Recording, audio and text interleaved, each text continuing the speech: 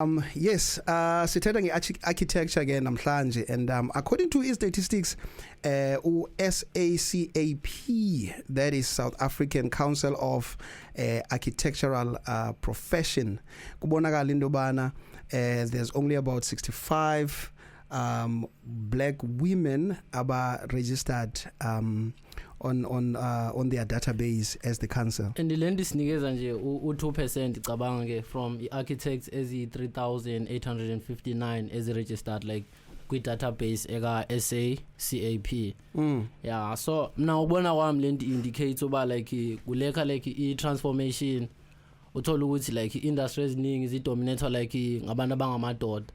So I feel like la ndigcina installer like in minds maybe abantu abangosisi like bangazibona maybe bekwi fields ezithile like mechanic into ezibunjalo. It's like yeah, just like construction. Yeah. So namhlanje ke this interview ke it's quite special ngolo hlobo lobana ke we've got a woman representing a lot of women in the country and I think in the world kule field architecture. Kunjani sisi wena Nqobile Charlotte Mbatha? I'm used to you as Charlotte.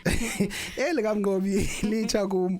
I know it's Lisha to almost everyone. That's why I always say go to you use whichever one comes first because I love them both equally. Igama Nqobile Charlotte Mbatha. Yeah. Okay. Charlotte bethunana usuka kwi region yase Overberg ezwelihle ikasi ligama lekasi ke elo near Hermanas Western Cape. So ke noko mna nawe we've known each other for iminyaka for a long time. Yeah. The first time sadibana kwi open mic session where we had event rapper up, but you came through with the drawings, with your art. It was special. I really liked it. So you've been into art for a long time, but before we move to indaba ze art, uthoni abantu abaninzi they think ungumuntu serious. Serious how? That's one misconception ngotoni. Mna abanye they think ukuthi I went to private schools because of ezi movies as Americans that I watched, and then I started sounding like the characters in the movies. Yeah. What about you? What is it that abantu get wrong now and they only find out later ukuthi hey ayinja long? I think obviously there's like a lot. I think I'll just highlight engicabangayo manje. I think I say sometimes because of the way that I speak my English, or indlela engiyiphatha ngayo, like a lot of people like feel like like I come from this really good background. That because I went to like really good schools, like my mom made sure that I went to like the best schools that she could provide for me. There's this misconception ukuthi like ngibusa but she's girl, so but yeah, no, I'm like yeah, like she's your regular shmigela kasi girl. Yeah. No, now experience nayo ngawe. It's exactly that umuntu chill. Yeah, so okay, I just wanted to get that out of the way so that in case someone who's watching, they're already judging and saying, oh, okay. So at least now Miss Goody Two Shoes, yeah. In the art, do you understand ukuthi it developed somewhere usese esikolweni primary? How? Yeah, okay, so when I was in primary school, Savile and just Abizwa, like 4 of us in the class, and they were like, okay, Charlotte and the other kids in the class were like, okay, I want you guys to like we went to this class, and then they made us like paint something, and they were like, they wanted us to paint something that was inspired by South Africa, or something that we felt was South African or African in a sense. So cool, we all chilled there and we all start drawing. Like they didn't really tell us anything or any background about why they were calling us in there. So we all started drawing, and yeah, Sakreta. And then I think a few weeks down the line, they called like me and this other guy who was a child also. Okay. And they're like, oh yeah, by the way, you guys drawings got you got selected for the Moorcraft art competition that is taking place in Johannesburg. And It came as a shock, like, because I was like, I wasn't expecting it. And also at the time, I didn't really know that I could draw. I was just doing as everyone was doing. So when they told me that, like, it was interesting. So what is it that you had to draw? What is it that you drew compared to abanye bantu? For me, what felt African at the time was because I grew up in KZN. So I'd always see like umanmikazi wami whenever it's like December time, she'd like paint the houses like sasino rondane, like rondavels. Then she'd like paint them different patterns and stuff. And from there, like that's what like I associated like celebrating like our heritage yeah, and then for me, like that's that one thing that I felt like represented South Africa or South Africa the way that I saw it. So that's what I drew. Like I drew like hearts, and then there were like paths leading from one heart to the other one. And then there was this nice tree and there was brown earth, because La Payana, even though it's a really nice and rich environment, but Tebaleni, it's actually usually just ground. Like there's no grass there for reasons I'm not even going to get into. So I did that, and I'm mentioning that because that was one of the main reasons why my drawing won, because it was like the richness of the colors, the brown versus the greens versus but obviously I didn't think of any of this like when I was doing that. Like I said, like I was just like drawing and viewing this, and yeah, so we got selected to go to Joburg for like an auction thing that was happening, and I was under the category for kids. There were two categories. There was like 4 adults and 4 kids, and we all obviously like got selected. They took those drawings that we'd done. I was like, songs I never I'm tuned in. Okay. Yeah. Right. So then out of all these 8 like drawings that we did, like my one became the overall one. So that means Guti I won like over the kids category and the adult category. So that was something quite big. Like I said, like it still felt surreal at the time. So yeah, I only realized like years later, wow, this is actually really big. Yeah, because my vase okay, so they took the picture that we drew and they made it into a vase. So like they like recopied it into like a vase, and then those vases were then taken and they were put on auction, and then obviously people like would bid like over the night. So like my vase got sold for 12,000, I got 5,000, and then my school got 80,000. But the reason my school got 80,000 was not just because of my drawing, it's because it was me and the boy that we went together with. His name was Mbongeni Sanda. Yeah, so so now mangibheke like umsebenzi wakho ne and asizobancisha sobabonisa nabo ku YouTube abantu ne like uyawubona umsebenzi wakho like usezingeni eliphezulu now ne. Wow. So meaning to like actually pull through umsebenzi onjalo, it's not really just the talent, but it require like I material right, because awunovela uzobe nje ku anything yabo.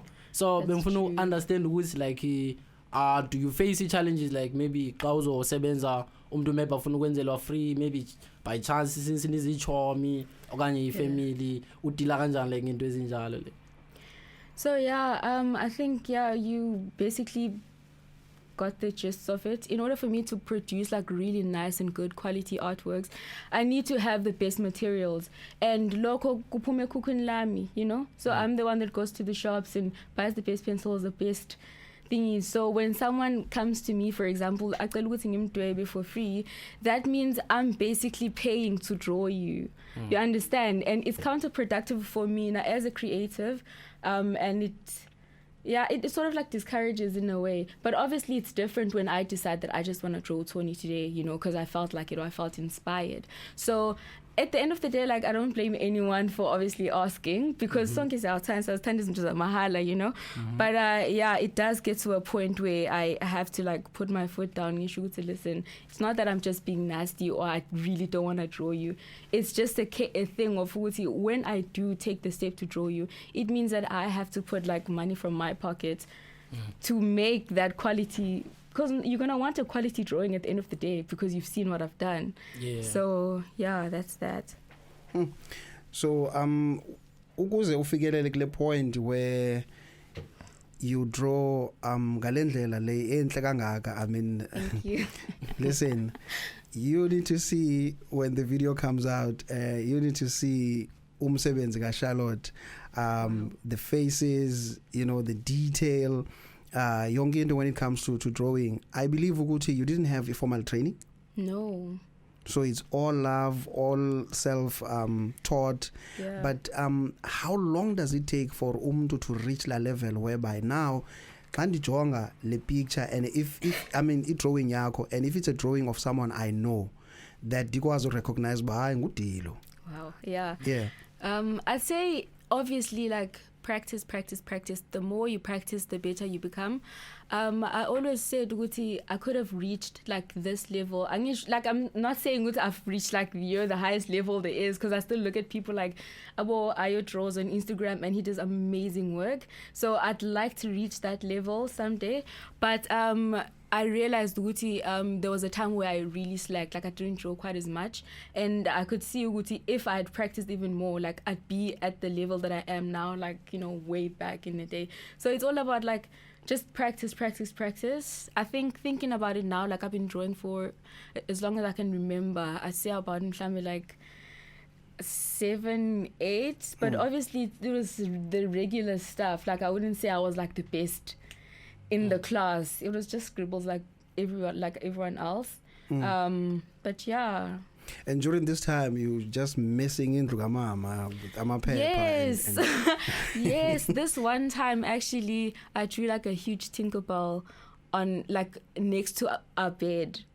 Yeah, in the house. And for me, what makes that moment so special is because when my mom came back from work, yeah, you would think that obviously, because now I've went and I've drawn this huge Tinkerbell on the wall, the first thing she'd do is like to scold me. Yeah, well, but like she liked it so much and she was so proud. Wow. And she was just like, yeah. And then it was so nice that she never ever like shouted at us like, oh, like for drawing, because I grew up with my brother, so like we'd draw all the time. Okay. We draw all the time. Like you'd find like pieces of drawings like all over. And you'd find papers like all over, because yeah, that's just how much we like. Would you say just that way that umamako has always been towards you trying out izinto ozivisualizayo enhloko? Would you say that as umzali, that was important for you to become what you've become now? Yes. Had she not played that role the way she did, do you think izinto could have changed mhlambi could have changed in a negative way mhlambi? Wow. Had she not given that space, you know, and that encouragement and saying, hey, instead of concentrating on the mess, concentrating on what you're doing and the progress? I think so. I think that's where a lot of people actually get demotivated from things that they love. When they do something and someone just comes and I'm jealous, you know, you trashing the house. You know, these things are not even that pretty. Obviously, it's not going to look like creme de la creme. Like, you're not Van Gogh. You know, you're a child. But like my mom really appreciated like what I did, even when it came to like my career, like choosing what I wanted to do. She was never like the hovering parent, like you must study engineering or you must study like medicine or all of that. She was like always supportive to hear what my perspective was on what it is that I wanted to do. So that really helped a lot in building my self-confidence, and yeah, I really, really appreciate that. Wow. Yeah. Shout out to Mom. Being curious is like now, ne? But like now I'm seeing, okay, there's the art, because usually you would get abandoned art, maybe they would take school for granted. Maybe this art is gonna like rescue me, yabo. Yeah. So now I'm just curious about homeworks, like his daddy's best balance with the art, like. Whoa. I'd say art actually helped me a lot in school. Because I remember we'd go to English, and the one thing everyone does in English is la song, you all fall asleep. you really can't help it. Like Uptonga literally overwhelms you. Yeah. But like I found out Uguti, if I like made little like doodles as like the teacher was teaching, like it kept me awake and it also like helped me focus. So, and also what I noticed was every single time, it still happens even now, if I'm drawing something and I'm watching something on TV, every time I look at that drawing, what happened on that day at that time comes back to me. So I think it helped me a lot in school because when, like, obviously when I was drawing and the teachers like teaching and all of this is so Marie Antoinette, that's in history and all of that. Like whenever I was studying, like, well, even like looking through the drawings that I did in class, like it sparked like memories. I don't know how to describe it. I think musicians would like describe it like in a sense. It's like when you, I don't know how to describe it. Okay, but somehow But in the yeah, it of helped. connecting you to Yeah. Yeah, you know, it helps me focus. Let me just say, like, it really helped me focus. I Yeah. see. Wow. Hey, just listening to you right now, you know, I'm soaked in there and I'm thinking, wow, are these the types of experiences that abanye bantu also experience, okanye is it the chosen ones? You know what I mean? Like nakwezinye fields, like I'm curious ukuthi ingaba abanye bantu they experience the same kwezabo fields na or not. I don't know. I think there's definitely like a parallel. Okay. There's a parallel in everything. I feel like for example, labona ku art ne, when you obviously everyone can draw, like we can all like make scribbles, but obviously there are people who have that skill. I'd say I'm one of those people that actually have that skill. Like drawing for me comes naturally. Yes, it gets better with time. The more I practice, the more I gain confidence in my hand and the pencil and the paper. Like it gets better, you know. It's the same thing with like music. Like there's a parallel in music where we can all sing, we can all like just keep on my notes, you know. But there are certain people that are like, they don't have to try quite as hard as everyone else in order to get like for example like one note. And the more they practice that, you know, like singing, the better they become, sort of. So yeah, I think I'm going off track. What was the question, Gam? Okay, it's all good. It's all good. You're still on track. Yeah, you're still on track. Okay, so Indaba art started in primary school. Yes. You took it all the way through high school to varsity. Yeah. Right. At some point, class my grade 10, we have to make a decision. Yoguti says I'll take these subjects, because now we're looking forward to taking a certain career path, Hey, right? Big decisions for little kids. Because yes. This is where I want to see how art connects with architecture and all of that. So when I got grade 10, what subjects did you choose and why?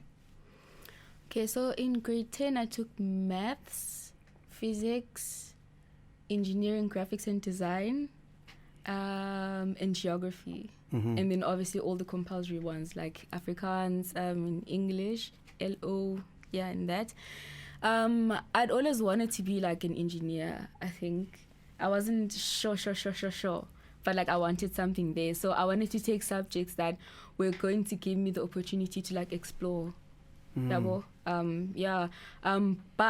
think when I got to grade 11, that's when I was that's when I was like a bit sure on like what I wanted. Okay. Yeah, because I could see it's okay. No, I really love art, and I really want to do something that is like that. I wanted to do art for the rest of my life, basically. But then I think like growing up, you always hear like it's not a reliable career. Like it's still like very like you hustle. You need to actively put that in, and I just felt like, being me and coming from the background as umuntu omnyama, you don't necessarily have the privilege to like explore ngama careers a cheeky kanjalo, you know, because you want to be able to study and finish and provide for your family at the end of the day. So I felt ukuthi, yes, I'd definitely be able to provide for my family even with the art that I was doing, but it would obviously take a lot more effort, it would take a lot more time. So for me, we had like a career expo at school in one day, and there was this girl in my class that was like looking through the pamphlet at UCT, and they were like talking about architecture, and I was like, you know, that's a career I never actually really thought about. Like, what is it about, you know? And then I took the pamphlet, and when I got home, I was like reading through it, you know?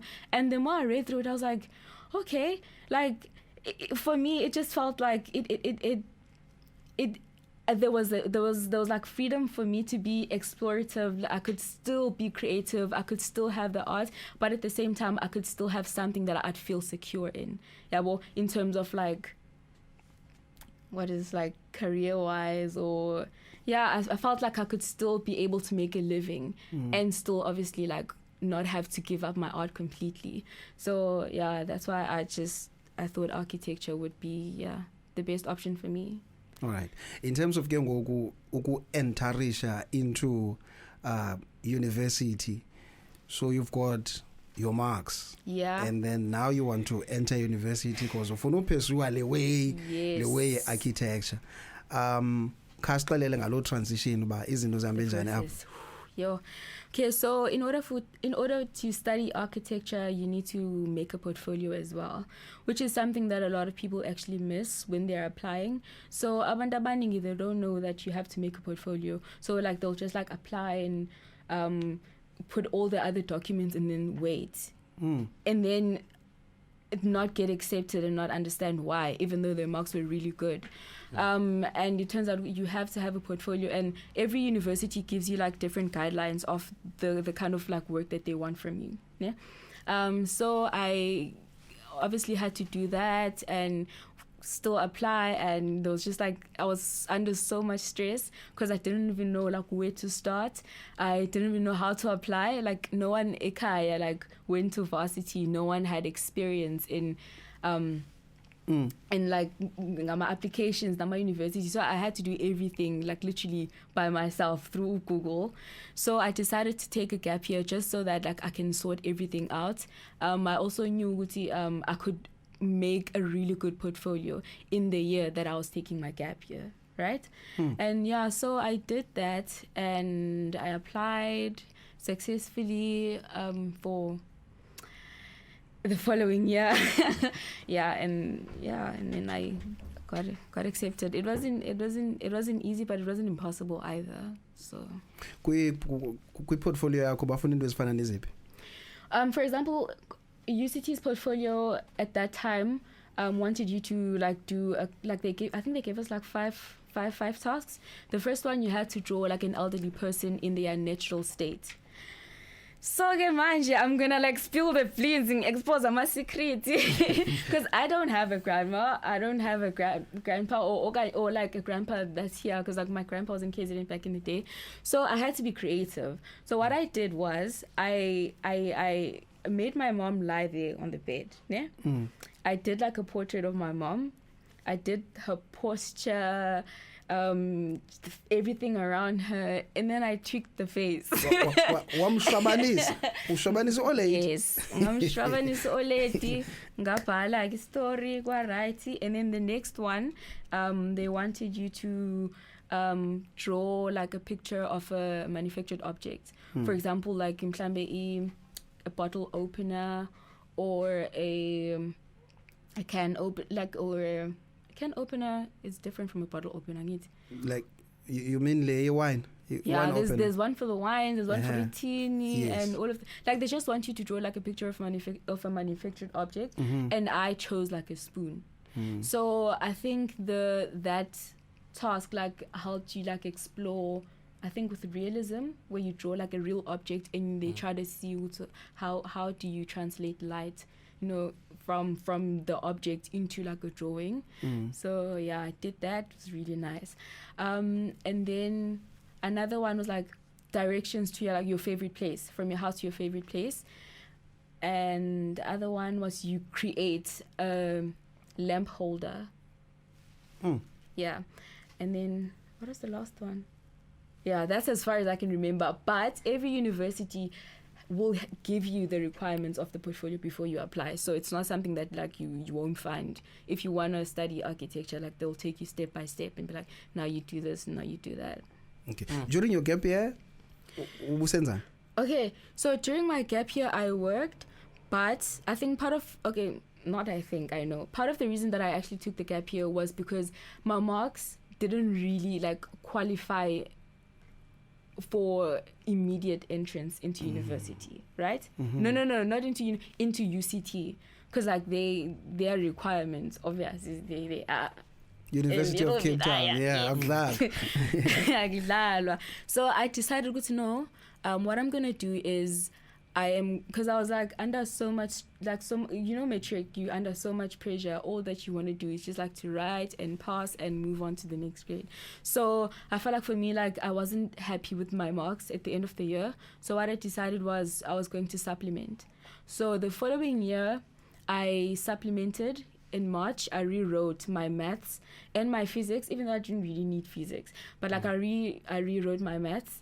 And I improved my marks because for the course that I wanted to do, like in UCT, like your maths has to be like 60 and above, and mine fell just short. Like I had 58% for maths, and then I rewrote that. I studied, and then I passed. And then I also like made my portfolio, and I also worked. So like when I was working in that year, I worked at retail, I worked at Checkers, and it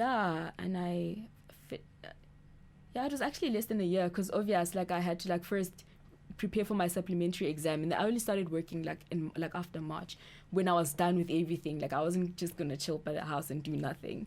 So I did that, and I got accepted to university, and I started studying the year after.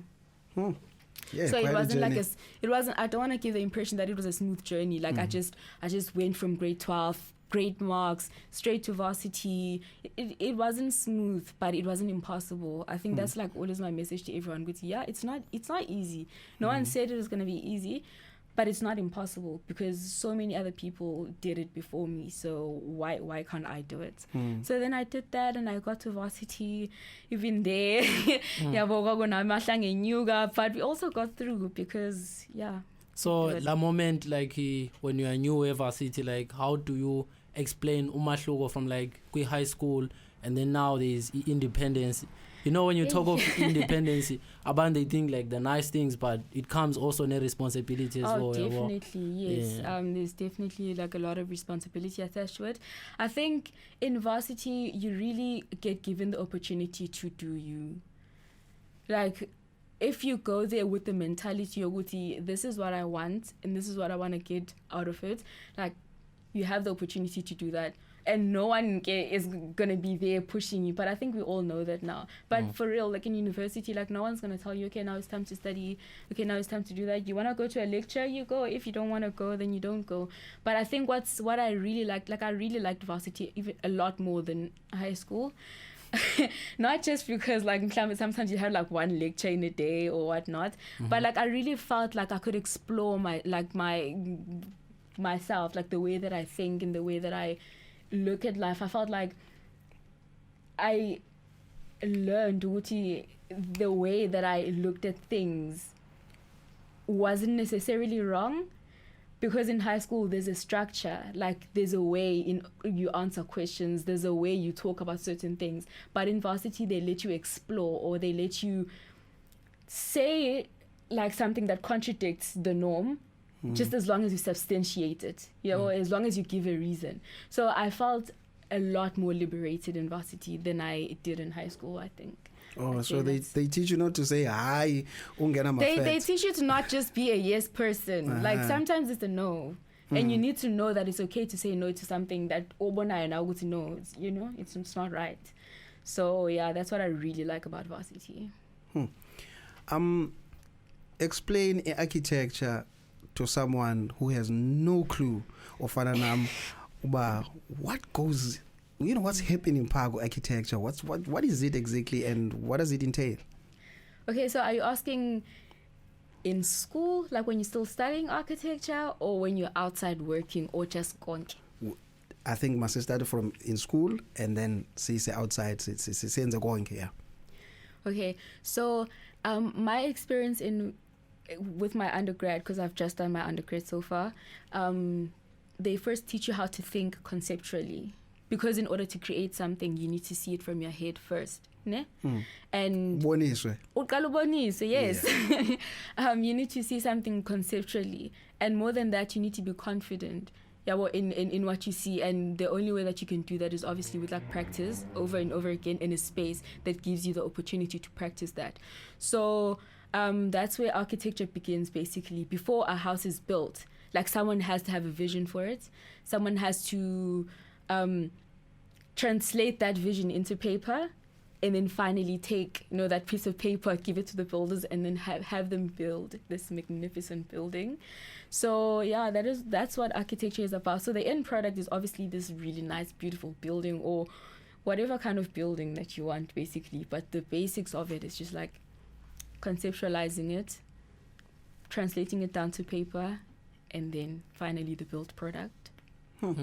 So yabona like njengasemculweni ne, like bonke bayacula kodwa kukhona abale genre, I understand. So mfuna ukwazi ukuthi naphaya like uyakwazi ukuthi maybe sifunde kwi-class A1 and then masiqeda mina maybe ngizobuild i-mall wena uzobuilda like maybe indlu nje. So mfuna ukwazi uba phaya that disconnect iyenzeka kanjani pha?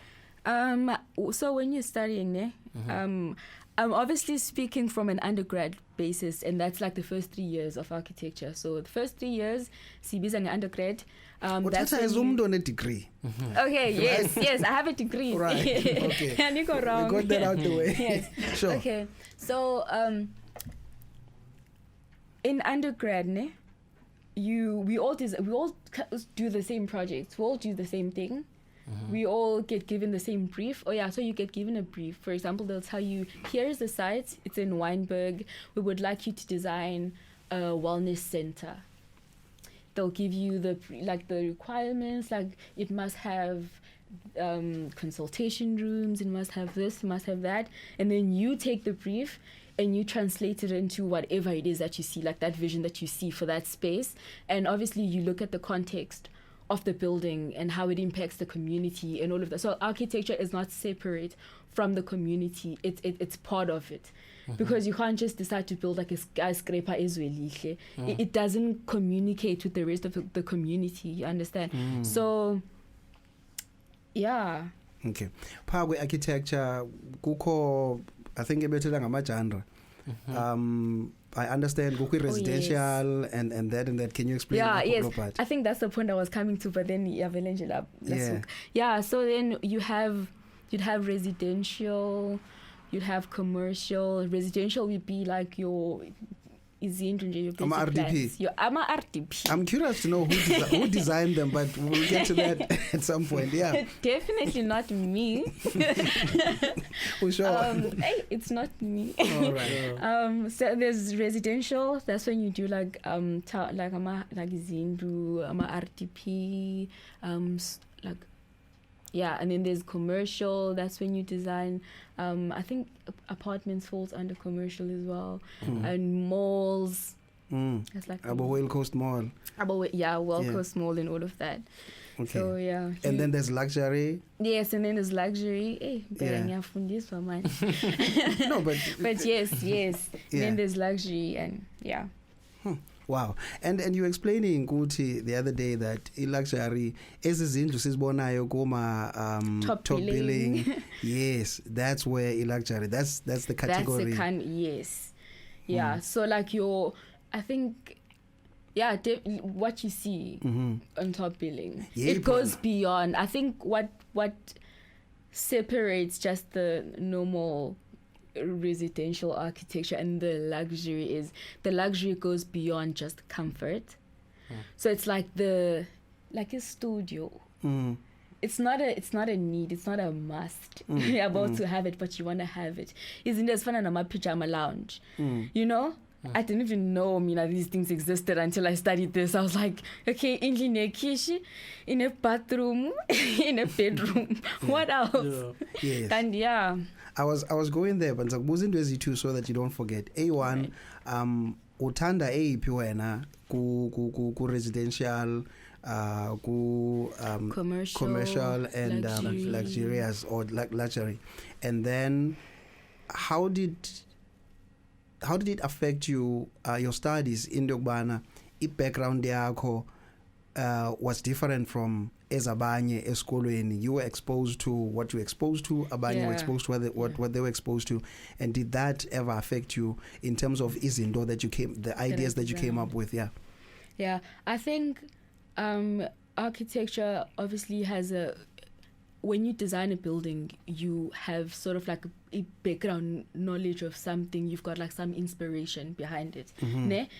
And for me personally, when I started doing a project at school, in my mind was obviously like somewhere else when I was designing. For me, like I noticed, everything that I designed was like essentials. Like I'm just like I look at I would design on on the minimum basis, because that's what I was used to. Like I didn't grow up in this huge house. I didn't grow up to go visit these really nice hotels. I didn't get to like travel. Just growing up, travel, go to other countries, see how buildings look there. I will get that kind of inspiration, and that's something that you don't necessarily get from architecture school. It's just like something that, like a knowledge that you have going in there. So when you design from that perspective, like you've seen so much more, you've experienced something else, you've lived in those certain spaces, you tend to think big. You tend to think a lot freely, a lot more openly. Whereas you have Minage Osuga Egas, yes. All I know is RDP. I'm just like, okay, Bobani, they've got a big house. You know, in my mind, a big house, but when you look at plots, you look at the map, and you look at the map, for example, plots are massive. Our selection, they are small. But because like a big house, you know, that big house takes like such a small portion. Exactly. So then and so like when I designed on a house needs to have a kitchen, needs to have a bedroom, that small area and to move from that one space to the other. So then when I was you know, so when I was done like putting those essentials, I was left with all this other space that I had no idea what to do with it. And for me personally, I struggled so much because I just felt like, what am I stupid? What am I even doing here? Because I see these other kids and they're coming up with these brilliant ideas, like these beautiful drawings, these beautiful concepts, beautiful drawings, models, and they're working so much faster than me. And I realized it with time, like when they were like obviously like excelling and designing all these other things, I was like literally bottom of the barrel. Like I was down there. I had to start thinking like from the ground up. Okay, now I've got my essentials in the house. Okay, there's such a thing as a pajama lounge. Okay, I can design a pajama lounge in the bedroom. A bedroom does not have to be 2.5 by 2.5 meters. That is like, I didn't even know that, you know, because like my bedroom it's less than that. It's like it's bed, kitchen.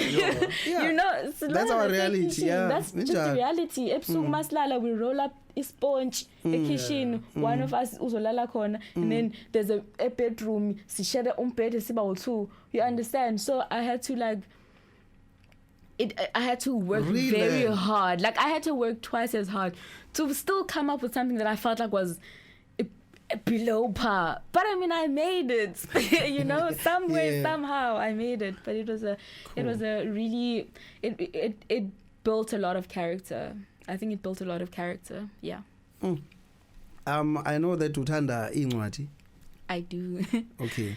1 or 2 books Ono's recommend and why? I don't know if I'm allowed to say this on radio. You abbreviate if you have to.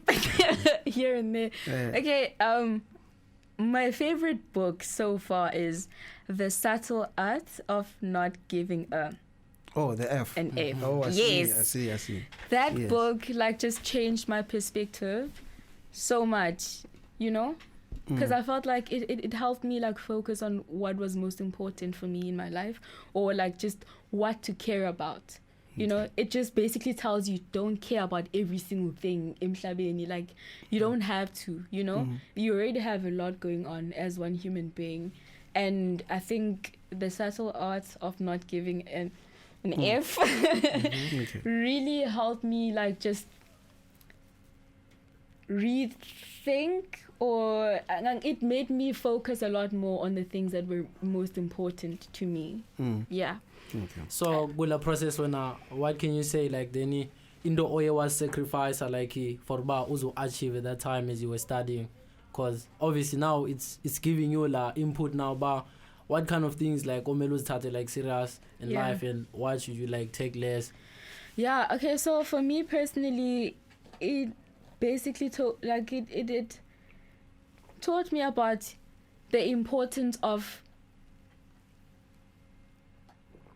like your mental health. I think when you take on a lot, when you care about too much, like, it affects you even though you don't feel it at that time or at that moment. It's nice to be angry, it's nice to lash out, you know, but like over time, like, it does something to your spirit, it does something to your soul. And you're seeing that because your body can't differentiate between inkinga zakho and inkinga zomunye umuntu, you know, so you care about everything yenzeke emhlabeni, you know, and it becomes so overwhelming that now you're dealing with issues that were not even yours to carry in the first place. So the subtle art of not giving up like really helped me focus on, okay, what is important to me right now, you know. Okay, something happened. Did I like it? No, I didn't like it. Am I angry that it happened? Yes, I am, because I believe also another human being shouldn't have to experience or have to go through that, you know. And then, can I do something about it? No, I can't. Why am I stressing about it then? Wow. You know. But if I can do something about it, why am I not doing it? Why am I choosing to stress about it, but I'm not willing to change it? You understand? So it just made me, it opened my mind up to those type of questions, like asking yourself questions, giving yourself answers, and yeah, it was really helpful. Wow. You buke mention indoba kule point ubusando raise buke mention indobana kufuneka sibe careful. It was another conversation that we had. Oh yeah. What for instance, kukho abantu who invest so much kwi celebrities and people they idolize, that umzekelo, my favorite rapper, now I discover ukuthi my favorite rapper has been involved with crime. And suddenly it happens so much, and I'm affected, but diyalibala ukuthi no man, what made me get interested in the person is the music part. Yeah, what he's doing as a human being and his mistakes.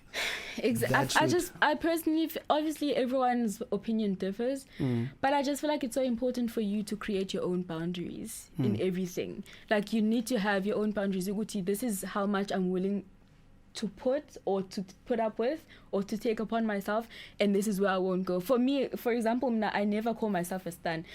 I'd say like I'm a fan, you know. It's like when you do something and I really like that part of that thing that you do, like that's what I'm gonna focus on. Like everything else is none of my business. And for me, it's a personal decision, because in Yazuguti, being too involved in someone else's life or in another thing, like it's emotionally taxing. It takes a lot from you, you know. So like all of a sudden now that D did A, B, and C, you know.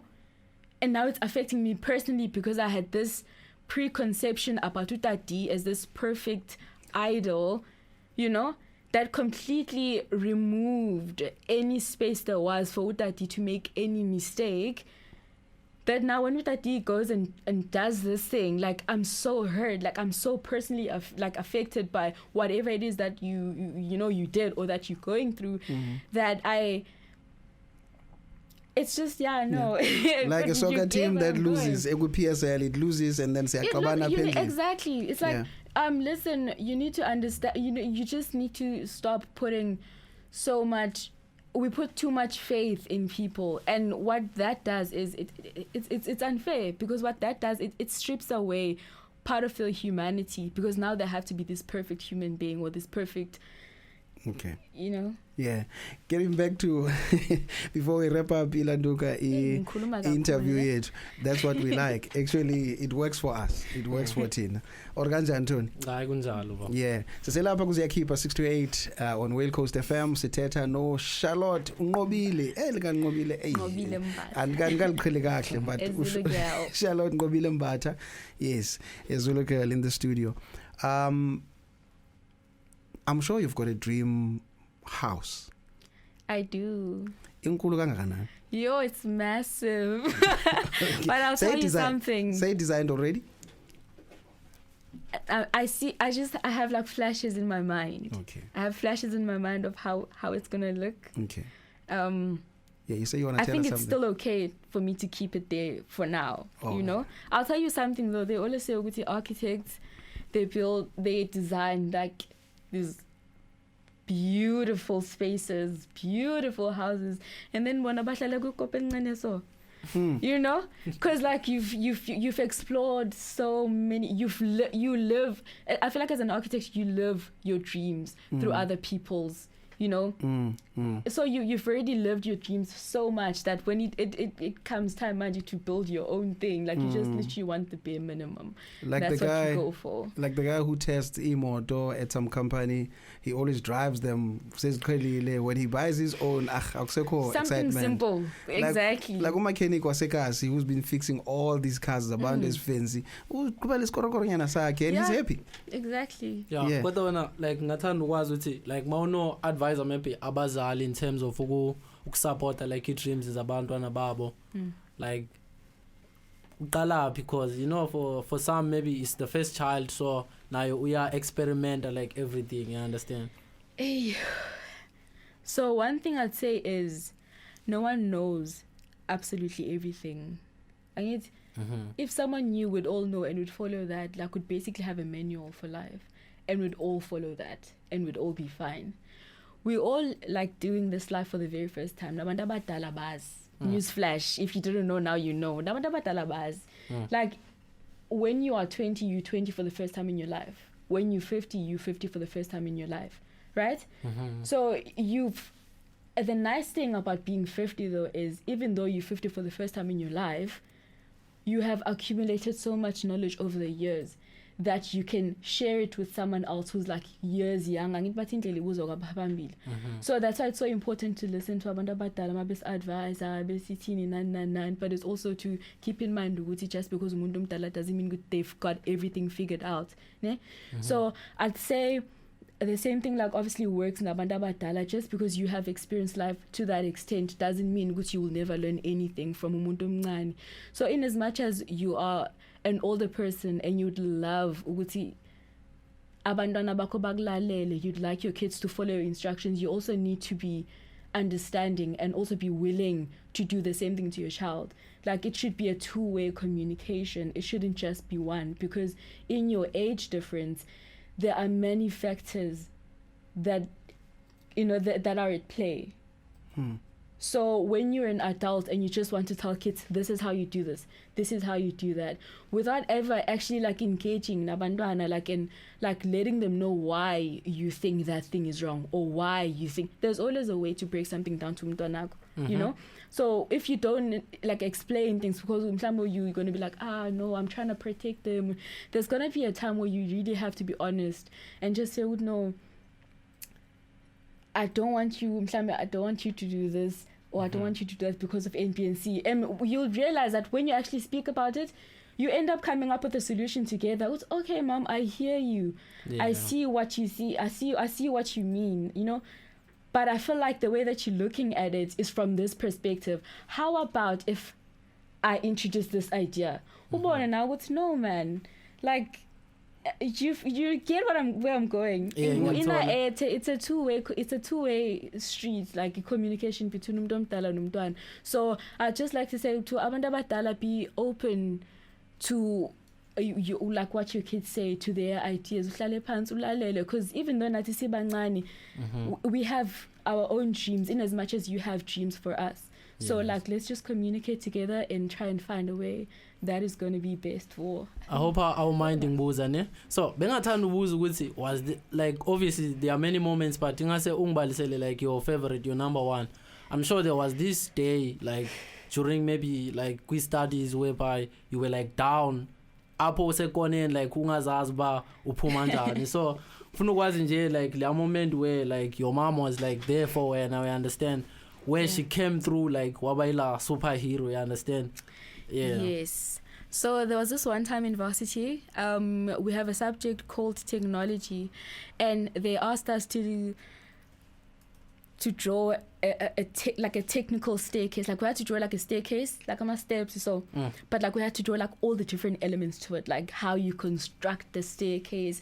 We needed to like do exploded drawings where you show like how the parts like fit together in order to create the structure that is like, you know. And I know a lot of my classmates like abalalele manje, they're probably having flashbacks because we went through a lot with that project, even though it sounds so easy like thinking back now. And I remember we had to submit the project like on that day, and it was 3 a.m. exeni, and I was still in studio. And I was working on it and it just was not coming together. Like I was making so many mistakes, and I just decided to go to I have like T-5 hours left and I don't feel confident with what I had, you know. And obviously for me, like I always go where I find my biggest like inspiration, and for me it was my mom, you know. And I called my mom at 3 a.m. Yes. And my mom woke up and she was so worried because she's like, I'm calling at 3 a.m. So, and my child is like there away from me in varsity. What's going on? What's happening? And then when she's like, Nqobile, yeah. All the floodgates opened and I cried so much. So now you have my mom on the other side of the call, like she's so worried because she thinks like something bad has happened to me or whatever. And I'm telling it's no, mom, I have this project that I have to submit exeni and things are just not working out. Like it's so bad. I want to cry. I'm going to fail. I don't even know what I'm doing here. Other kids have it figured out, but I don't. And yeah, she really like, she calmed me down. She's like, listen, do what you can. What you can't do, you can't do. You can't obviously make things magically vanish from the air, but the time that you're using to cry right now, even though crying is good, you know, you're stealing time away from something that you can actually do about the situation, you know. So I think what I also liked about that is she didn't just say stop crying, go back and work and this and this and that. No, she made me understand that it's okay to struggle, it's okay to cry, but it's not okay to just dwell in it and just sit in it and just be like, well, I can't.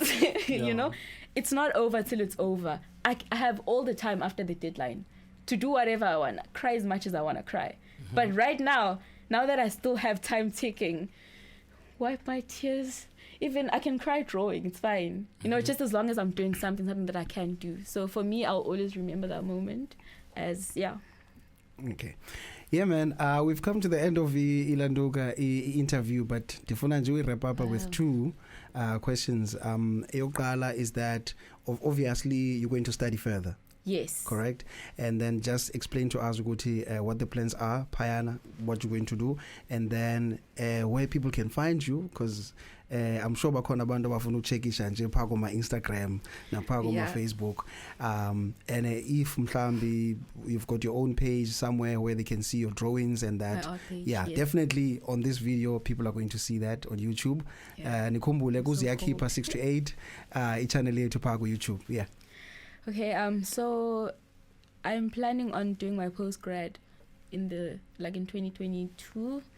Postgrad, that's honors and then masters, or like it's 1 year each. Yeah. And then obviously after that, that's when I'll.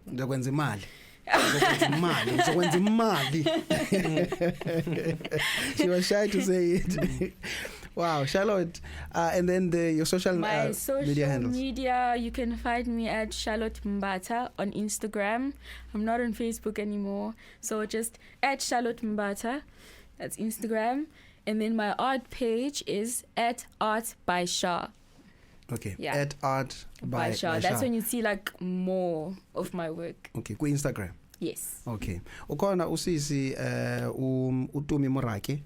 Don't worry into basi share surname. Okay. She once said Facebook we tavern. So I don't know, maybe that's the reason you left Facebook. But that's a conversation like for Facebook. Another day. It's got memes. Engosi Charlotte for coming through.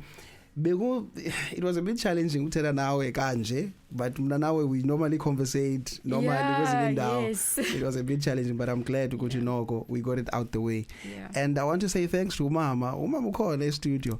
Yeah, number one cheerleader. Yes, I want to say thanks to Umama umsebenzi awenzileyo, raising you and giving you all the support you need. And I mean, we can all see where you are today because of her. And wow, thank you. It goes, Mom. Thanks, Mom. Okay, we're gonna play your favorite song. You announce it for us. Okay.